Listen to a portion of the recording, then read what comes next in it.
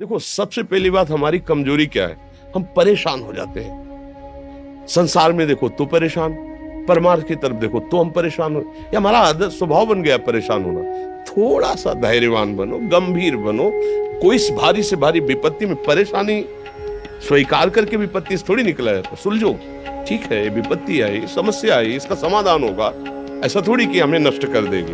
अगर अभी हमारी बड़ी हानि हो जाती है, हम कल इससे बड़ा लाभ प्राप्त कर सकते हैं। हमको एकदम बिल्कुल गंभीर रहना है, इतने कमजोर नहीं बन जाना।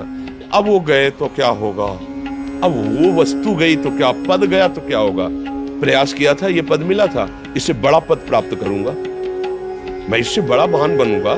ठीक है, एक बार गिर गया, गलती हो गई, दंड भोगूंगा, फिर इससे ज्यादा संयम में रहूंगा। बिल्कुल मतलब एकदम फ्रेश दिमाग रखना चाहिए। और अपने लोग क्या है, जरा सी बात में एकदम पछड़ा कर लेते हैं, एकदम कमजोर हो जाते हैं। ये बिल्कुल ठीक नहीं है। हम जीवन भर की यात्रा की बात कह रहे हैं, भारी से भारी कष्ट में भी मुस्कुराना, तो हमें बल मिला है, हमें भगवान की कृपा का दर्शन हुआ है, हमें उनका दुलार दिखाई दिया है। अगर ऐसे तो भाग जाते फिर परमार्थ में थोड़ी चलना होता है। आज जो आप सुन करके लाभ लेने की चेष्टा कर रहे हो ना, ये केवल प्रवचन नहीं है, ये जीवन है। अगर ये जिए ना होते ना तो ये इसका प्रभाव नहीं पड़ता, फिर वाणी का प्रभाव नहीं पड़ता। हम इसीलिए कहते हैं, जैसे आप लोग एकदम परेशान हो जाते हैं जब बोलो, क्या हमसे ज्यादा परेशानी होगी? दोनों किडनी खराब, दवाई लाने के लिए पैसा नहीं, पानी रखा है हम उठ के पी नहीं सकते, भीषण शरीर में कष्ट, भीषण बुखार, क्योंकि किडनी फेल, जरा में बुखार, खाने को क्या, रोटी मान के लाओ। अगर वहां सब्जी मिलती है तो लाल मिर्च ऐसी पड़ के मिलती थी कि पा नहीं सकते थे। आप सोचो, पानी लाना है तो मुझे लाना है, पीना है तो मुझे पीना है। अगर मैं हारता तो कहां पहुंच जाता, क्या स्थिति होती? नहीं, मरना है। पर कदम पीछे कोई दिन ऐसा नहीं जिस दिन सेवा ना की हो, जिस दिन सेवा ना गए हो। गुरु जी की सेवा में जाना है, पहले अपने को स्वस्थ साबित करना है, नहीं सेवा नहीं लेंगे। तुम बीमार हो, तुम कष्ट में, ऐसे उनकी दृष्टि परेशान, सेवा की, आके लेट गए। फिर हिम्मत की, अपनी श्री जी की सेवा की, मधुकरी नहीं गए, 3-3, 4-4 दिन भोजन नहीं गए, पर सेवा नहीं छोड़ा, दिनचर्या नहीं छोड़ी।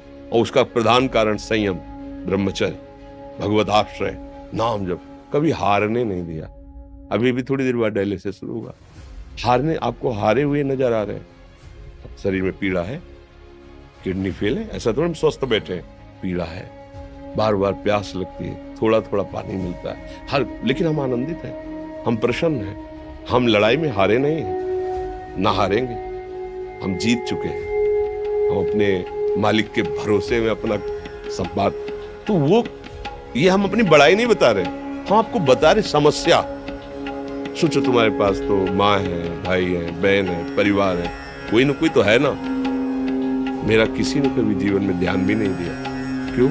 बचपन से बाबा जी बन गए, किसी से प्यार नहीं, किसी से संबंध नहीं, कोई जानकारी नहीं, हम कहाँ हैं, वो कहाँ है, किसी से कोई मतलब नहीं। अच्छा, जवान साधु कौन श्रद्धा करे? कभी गांव जाने की हिम्मत नहीं पड़ती कि रोटी मांग ले। पता नहीं लोग क्या सोचेंगे, क्या भावना कर ले। हम दरवाजे पे खड़े हैं, क्या कैसी भाव, जो हमारे सामने आकाश वृत्ति से आया यौवन अवस्था में, वही पाया, अन्यथा भूखे रहे। जब हम हर समय अपने को विवेक के द्वारा सावधान रखे तो हम कभी निराश नहीं हुए, कभी उदास नहीं हुए, कभी ऐसा नहीं लगा कि यार हम दुखी, कभी नहीं लगा। उसी का फल है कि उस सुख का संकेत मिल गया जहां दुख की निशानी भी नहीं है। वही उसी के बच्चे हो, हम सब उसी धातु से बने हुए हैं। हम इतना क्यों परेशान हो जाते हैं? हम ये देखते हैं अपने लोग, थोड़ी बात बिगड़ गई परेशान, नहीं बिगड़ी तो बिगड़ जाने की संभावना में परेशान है। आज सुख है लेकिन कल सुख छिन जाएगा, तो हम आज के सुख में सुखी ना होकर कल के दुख की आने की संभावना में हम भयभीत हो। मतलब क्या हमारी सोच रह गई? हमको इतना बलवान बनना है कि सुख और दुख दोनों हमको छू न सके। भारी से भारी सुख की व्यवस्था है तो अहंकार नहीं, हर्षित होकर किसी का अपमान न करे कि हम धनी, हम पदाधिकारी, अमुक। भारी से भारी दुख आया तो हमें किसी के सहयोग की जरूरत नहीं। हम फिर अपने कदम बढ़ाएंगे, हम फिर जुड़ी हुई अपनी भावनाओं को सजाएंगे।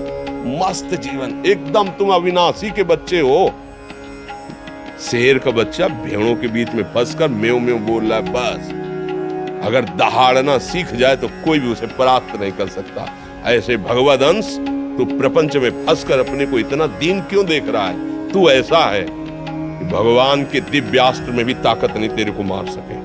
तू अविनाशी का अविनाशी बच्चा है। विनाशी भोगों को, विनाशी शरीर को मैं मान के इतना भयभीत, इतना दुख ठीक नहीं। ये सबके लिए, केवल एक के लिए नहीं। आप समझो, आप लोग सोचते हैं हम गृहस्थ होकर भला ऐसी स्थिति कैसे। जनक जी सुखदेव जी के गुरु हैं और राजा हैं, महल है, रानियां हैं, नौकर है, चाकर। क्या सुखदेव जी जिनके शरीर में लंगोटी भी नहीं है, दिगंबर, परमहंस, परमहंस के गुरु हैं जनक जी जो राजा हैं। समझो आप ऐसा ना सोचे कि हम नौकरी कर रहे हैं, हम संसार में, हम गृहस्थ हैं, हम आध्यात्मिक की ऊंचाई पर नहीं चढ़ सकते। नहीं, आप एक सरकारी नौकरी या आप किसानी या व्यापार करते हुए आप एक अध्यात्म की ऊंचाई में चढ़ सकते हैं। और अध्यात्म ही है जो तुम्हें इस माया के दुख सुख से ऊपर उठा सकता है। दूसरा, चाहे जितनी संपत्ति आ जाए, आप सुखी नहीं हो सकते। सब देख लो, आंख खोल के देख लो, अध्यात्म ही है जो तुम्हें हर कष्ट सहकर मुस्कुराकर जीने का रास्ता बता देगा कि आप आनंदित हो जाओगे। कुछ नहीं बिगड़ा। अध्यात्म है तो कुछ नहीं बिगड़ा, अध्यात्म नहीं है तो कुछ नहीं बना, कुछ हाथ नहीं लगने वाला।